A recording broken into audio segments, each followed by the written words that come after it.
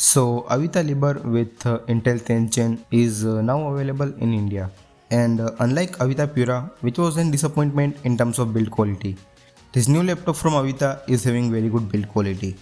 But like Avita Pura, this Ultrabook is having pretty powerful specs, making it a very good choice for its price. So watch the full video and I will tell you if you should really buy this laptop or not.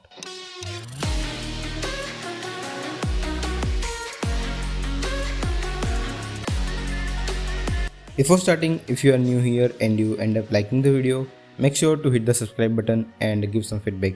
So let's start with the build quality.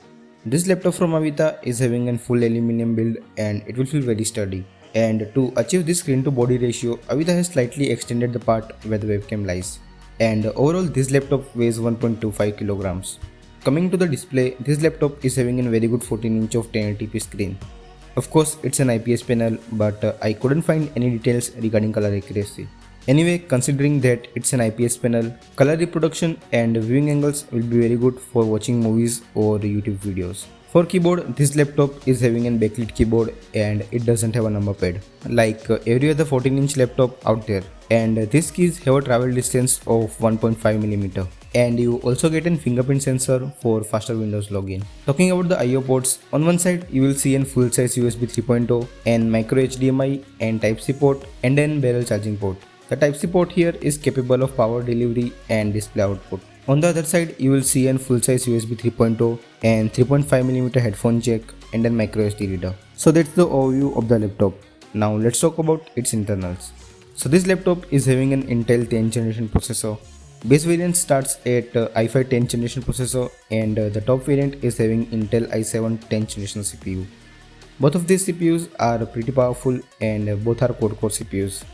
But obviously i7 is better. You can go with any of them and it will be enough for every day-to-day task. And if you are thinking to game on it, then this laptop is not for you. Also, when I visited Avita website, I saw Liber 14 mentioned with Ryzen processors. And they are also listed on Flipkart as coming soon. So this variant with Ryzen CPUs will also be good for lightweight gaming whenever it will be available. But for now, Intel variant are not meant for gaming. For RAM, base variant starts at 8GB of RAM and goes up to 16GB of RAM. And it is shouldered to the motherboard, like most of the Ultrabooks. So there is no room for expansion.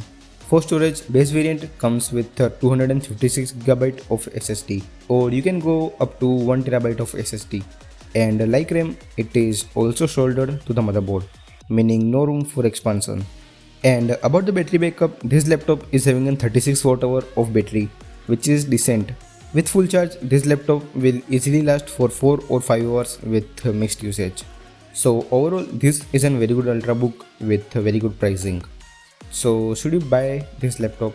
Well, Avita is still a very new brand in laptop market and after sales service is still a major concern. But if that's not an issue for you, then this laptop can be very good Ultrabook with very good specifications at a very attractive price.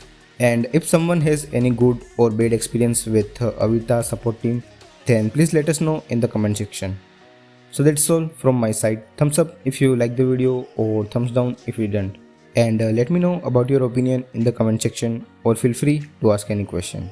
Thanks, I will see you in the next video. Stay home, stay safe.